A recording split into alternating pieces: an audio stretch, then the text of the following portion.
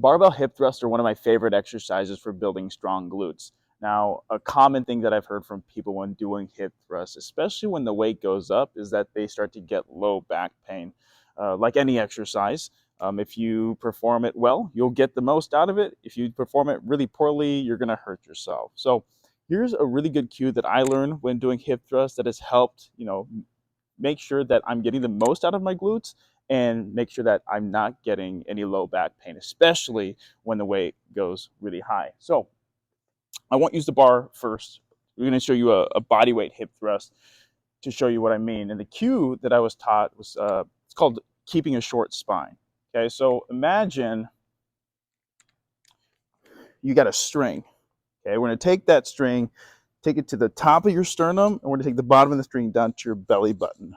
Okay, so when we go into a hip thrust, if we overextend and try to launch our hips up super high into the ceiling, that string will probably add like 1 or 2 more inches here, right?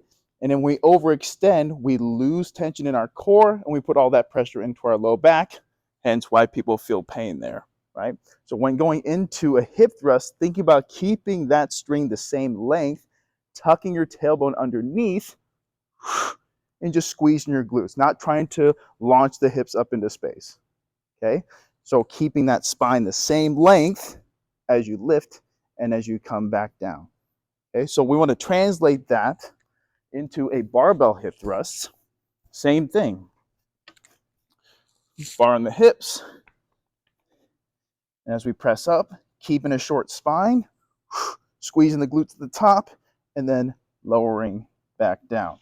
So when doing a hip thrust, like the name sounds like you're supposed to thrust your hips up super high. No, don't think about that. Just think about staying packed, pushing the floor away, squeezing the butt cheeks hard, just to where you feel it, and then lower back down. And if you can't get full hip extension, chances are, 1, your hips aren't as mobile, or 2, the weight might be a little heavy for you.